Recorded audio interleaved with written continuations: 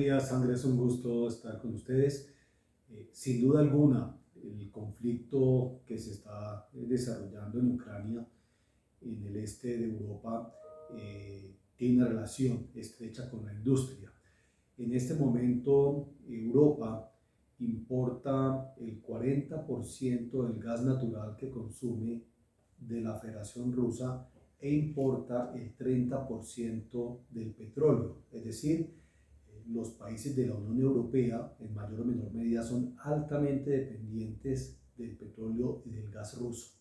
Esto porque es muy importante, porque por un lado ha suscitado toda una discusión sobre si Europa debió haberse dejado llevar a semejante nivel de dependencia del petróleo y el gas ruso, y porque esto pues tiene realmente, le tiene las manos amarradas a Europa con relación al conflicto en Ucrania. Si no, seguramente Europa estaría reaccionando de una manera más dura, más fuerte, porque pues, la invasión a Ucrania, ese es el patio trasero de Europa, y no es claro hasta dónde vaya a avanzar Vladimir Putin.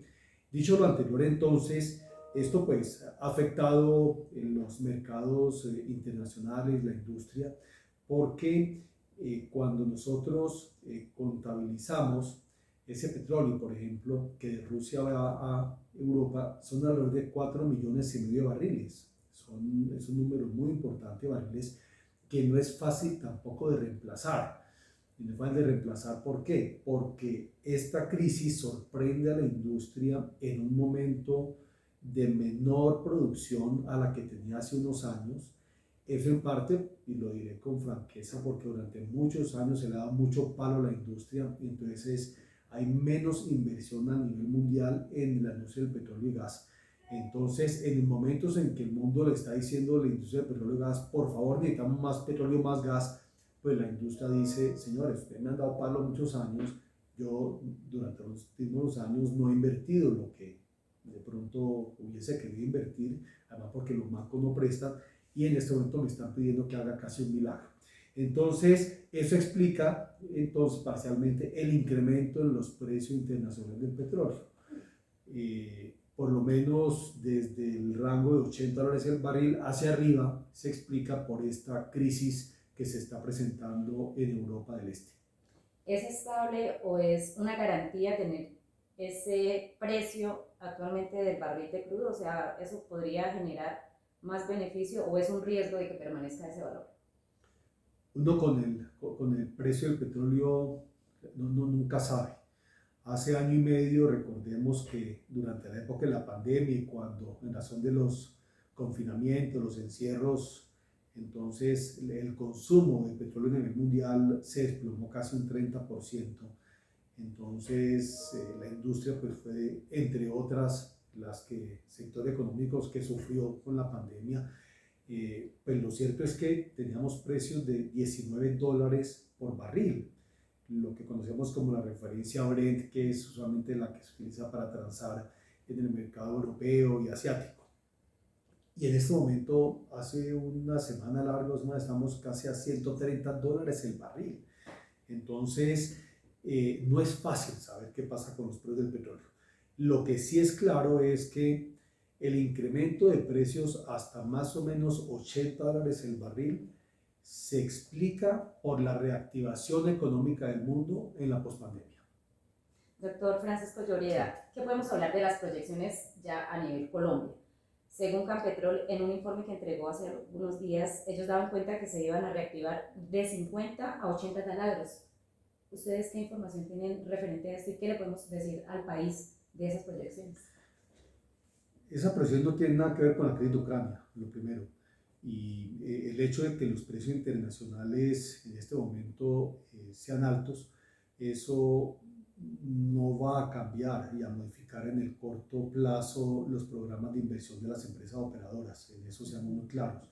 ¿Por qué? Porque hay una gran incertidumbre. Si pasado mañana hay un acuerdo entre Rusia y Ucrania, pues seguramente los precios disminuirán, pero no es claro qué va a pasar. Entonces, ninguna empresa va a tomar decisiones de inversión de fondo en una situación de tanta incertidumbre. Ahora, ¿qué quiere la industria? La industria de petróleo y gas en Colombia, en medio de todas las dificultades, todos los desafíos, para este año tiene un programa de inversiones que es muy importante, son alrededor de 4.000 millones de dólares, son dineros muy importantes. En exploración son alrededor de 1.030 millones de dólares, que es la inversión más alta en exploración desde el año 2014. Venimos pues unos años muy duros como época exploratoria, y lo que tienen las empresas programadas en materia de pozos exploratorios son 65 pozos en exploración.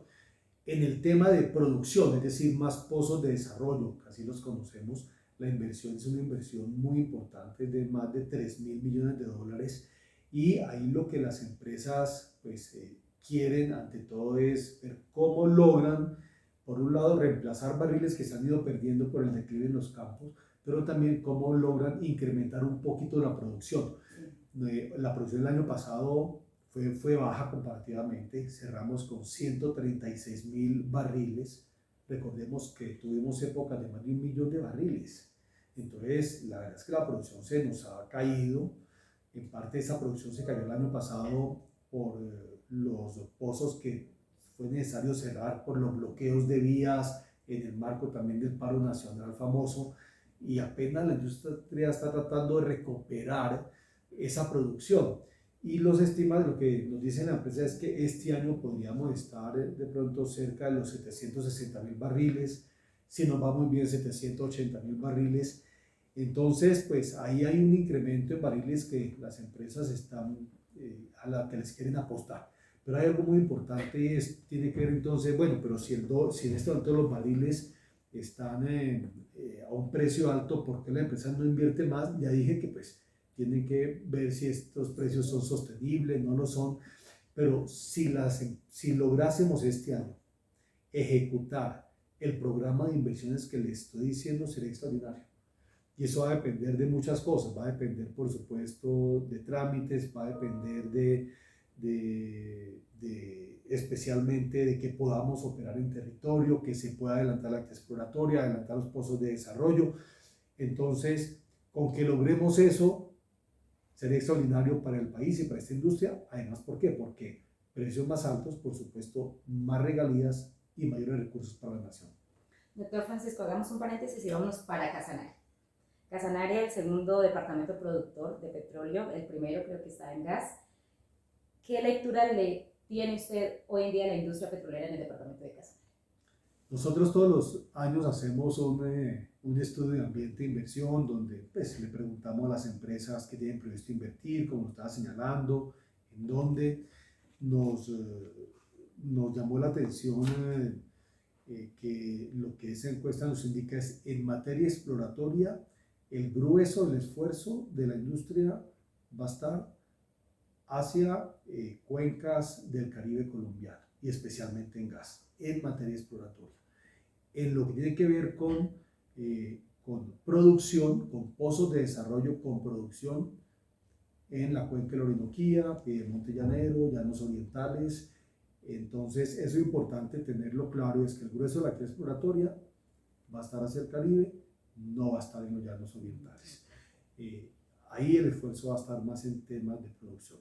Ahora, dicho lo anterior, sí pues hay unas inversiones importantes que están pensando, por supuesto en el caso también de Casanare, están previstos alrededor de unos 7 pozos exploratorios de los 65, y está previsto pues adelantar alrededor de 400 millones de dólares de inversión en pozos de desarrollo, es decir, en producción. Entonces, si eso se va a terminar traduciendo, se termina traduciendo en recursos que directa o indirectamente pues, benefician al departamento, pero, repito, el grueso de la actividad exploratoria está por otro lado. Doctor Francisco Lloreda, hablemos un poco de esas problemáticas que incluso han paralizado grandes proyectos en Casanare, que han generado incluso pérdidas para la industria y pérdidas para las comunidades, porque si bien es cierto, si no hay producción, no hay inversión social, no hay proyectos de desarrollo que beneficien a las comunidades. ¿Cómo han estado ese tipo de problemáticas sociales en el departamento de Casanare? Digamos, haciendo comparativo de los años anteriores, prepandemia, pospandemia y actualmente. Sandra, hay algo en lo que que ha sido un poco frustrante estando durante estos años aquí en la asociación y es, a pesar de los esfuerzos que hemos hecho y seguramente han sido insuficientes, no hemos logrado que, que en el territorio donde operan las empresas, no hemos logrado incluso que en Casanare muchos habitantes perciban a la industria como un buen vecino y como un aliado en el desarrollo de la región. Eso para nosotros, como dicen, eso le damos vueltas permanentemente y bueno, pero ¿qué podemos hacer? Además, porque si esta industria languidece, si esta industria se debilita, pues, pues entre los perjudicados están los departamentos productores. Ya usted lo señalaba, Casanare es el principal productor de gas del país, alrededor del 57-60%, y en petróleo es el segundo, con 17%. Entonces, nosotros los que más quisiésemos es ver cómo logramos hacer equipo con las regiones, con el departamento, con los municipios, pero no bajo una lógica transaccional de usted qué me da para yo dejarlo operar. No, porque eso la verdad lo que hemos visto es que eso no funciona. Durante el último año pues los bloqueos en el país se han incrementado. No tengo en este momento la cifra de Casanare, pero se ha vuelto muy difícil operar. Se ha vuelto difícil. A veces son 2 o 3 personas que quieren trabajar con la industria o quieren que le contraten una volqueta. Nosotros entendemos las expectativas que hay, pero pues la industria basta donde puede ir.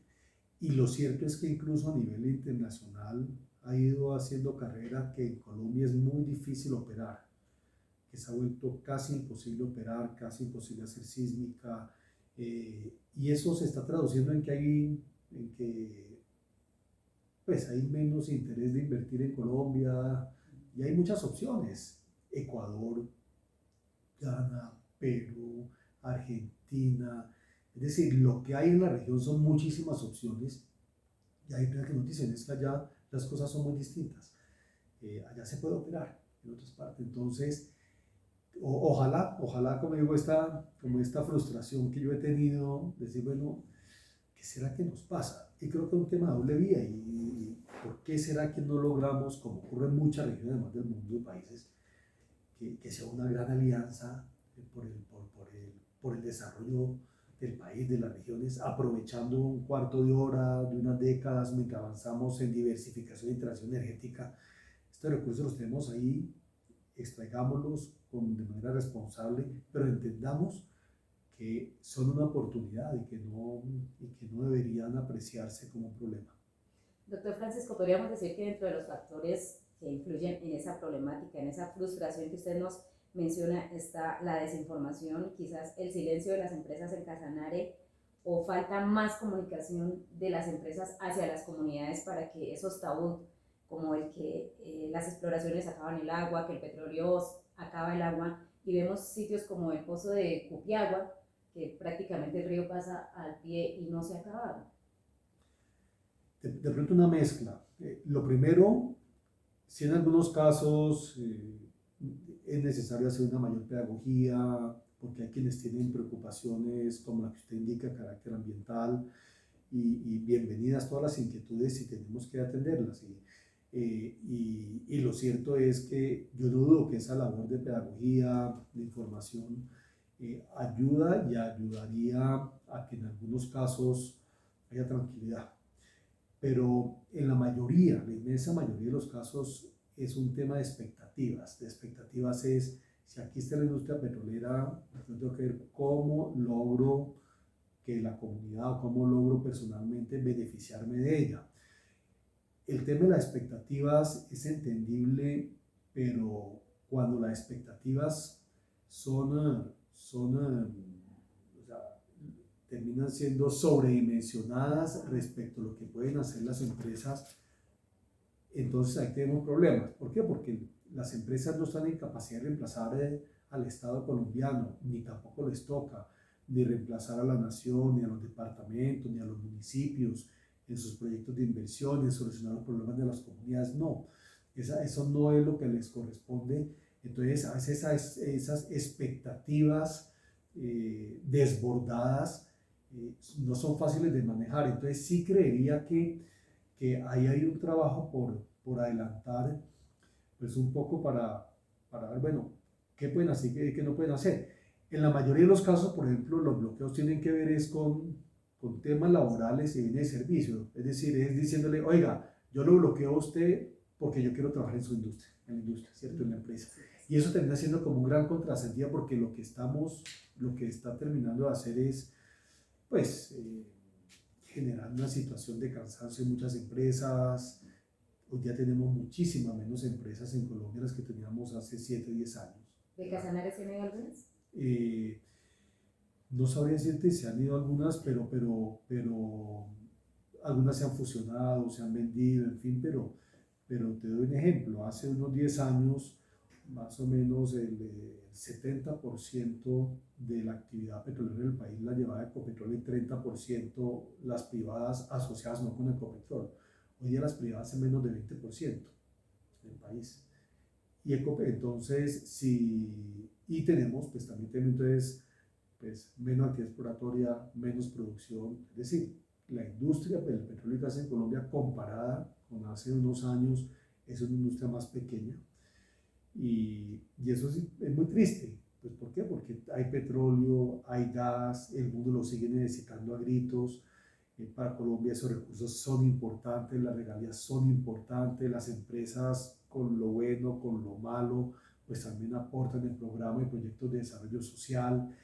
Entonces, el momento en que el mundo entero está diciendo necesitamos más petróleo, necesitamos más gas, necesitamos, y eso es lo que están diciendo en este momento, entonces, pues nosotros somos un país con petróleo y gas, pero lo estamos dejando enterrados, y eso creo que es un error, y creo que es un error de esos que en la historia se verá como un error imperdonable, salvo que logremos corregirlo.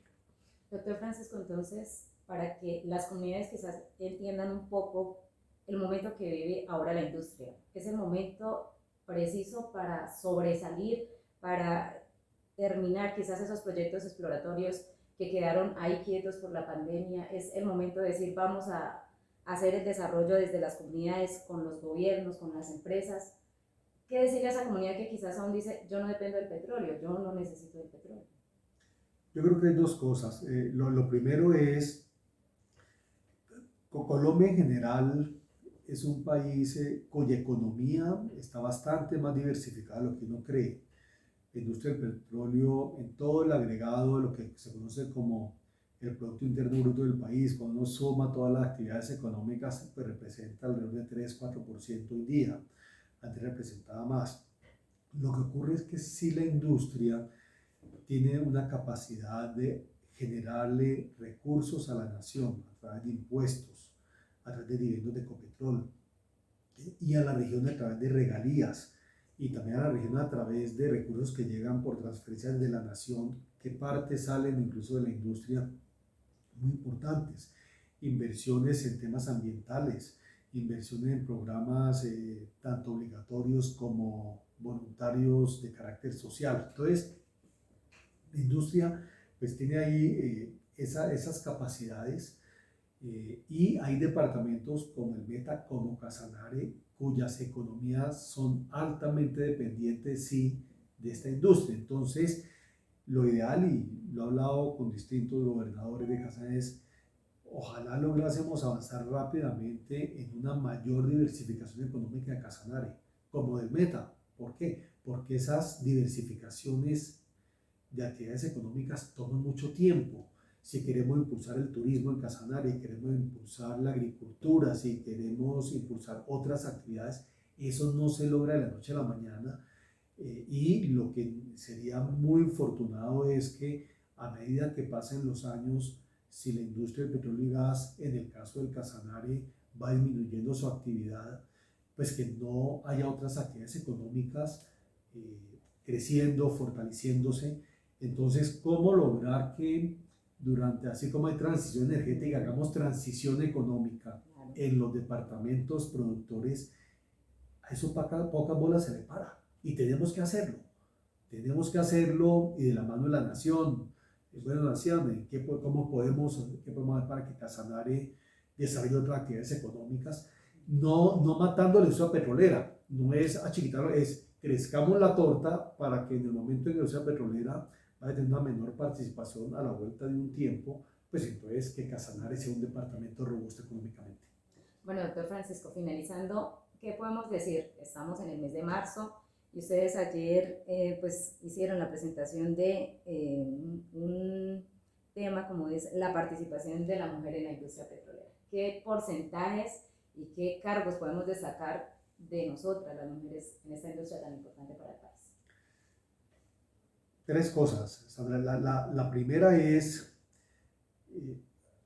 en la industria, en el gremio, estamos comprometidos con avanzar en lo que todos conocemos como lograr una equidad de género. Cuando hablamos de equidad de género, no significa que o las mujeres o los hombres tengan unos beneficios especiales por ser mujeres o por ser hombres, sino que puedan acceder a las oportunidades de manera equitativa, en igualdad de condiciones. Eso, por supuesto, no significa que no vamos a hacer un esfuerzo especial en el caso de las mujeres porque hay un rezago de muchísimos años, de siglos, entonces como que el punto de partida, el partidor, pues estaba desbalanceado, entonces necesitamos nivelar la cancha y por eso el esfuerzo que están haciendo.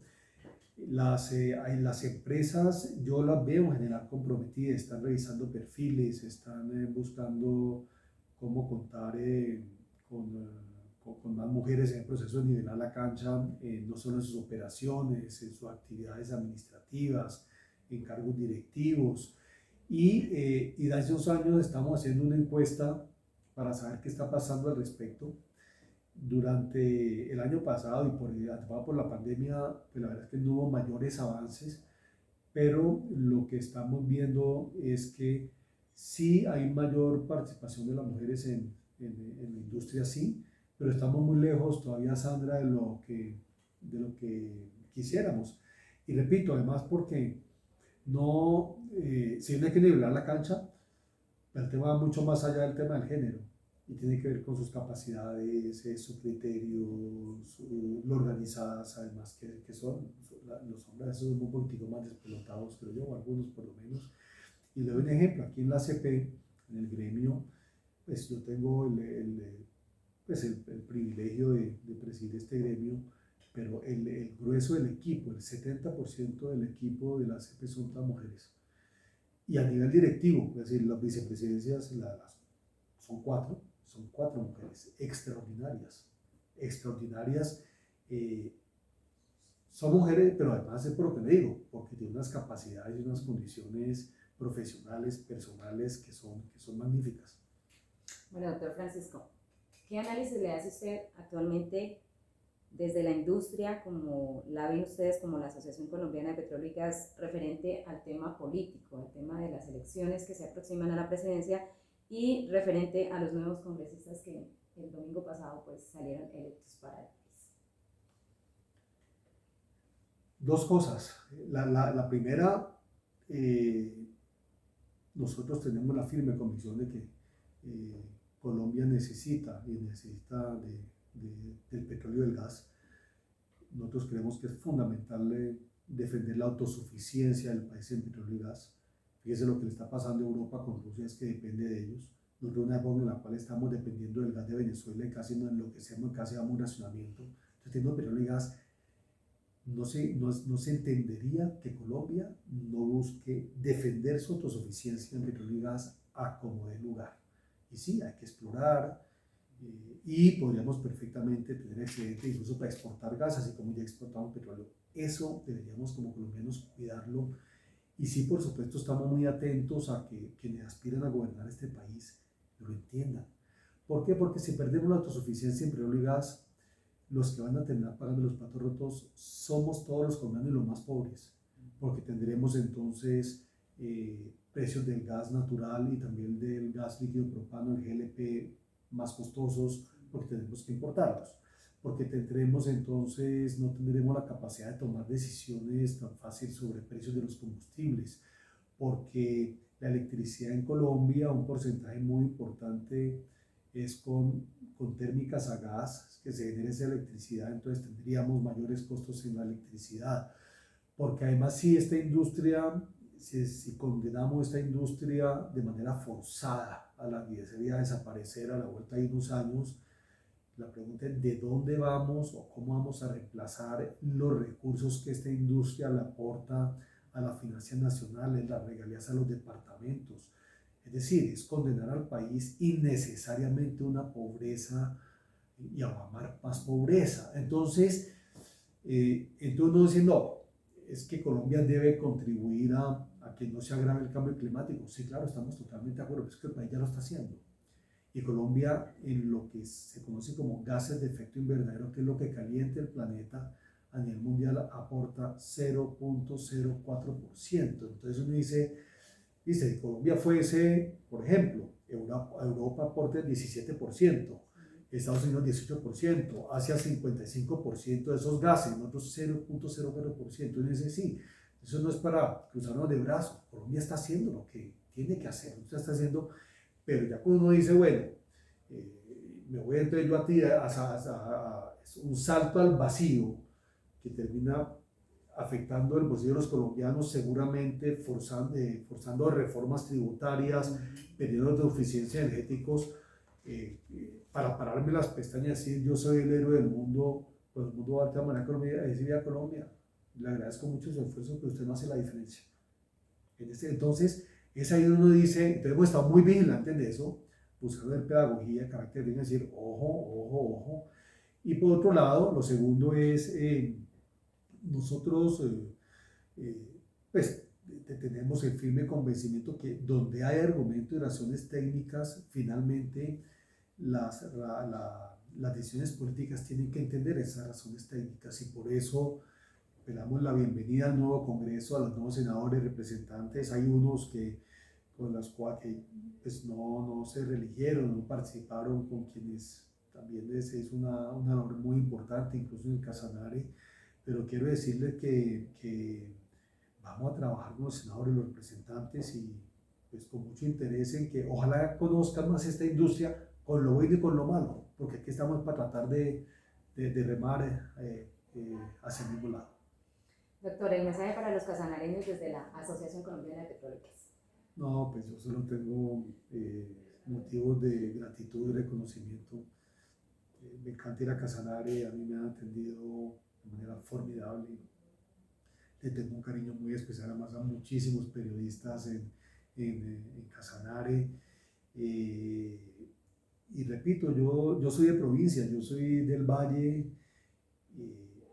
Entiendo a veces cómo se ve el país desde las regiones, y por eso pues entiendo y valido muchas a veces de las preocupaciones, las frustraciones, las rabias, en fin, pero mi mensaje es, esta industria no es perfecta, esta industria puede tener mil defectos, pero es una que también tiene virtud, y también es una industria que en general hay empresas que tratan de hacer las cosas bien, y aquí estamos para trabajar todos juntos, y hay una oportunidad para hacerlo.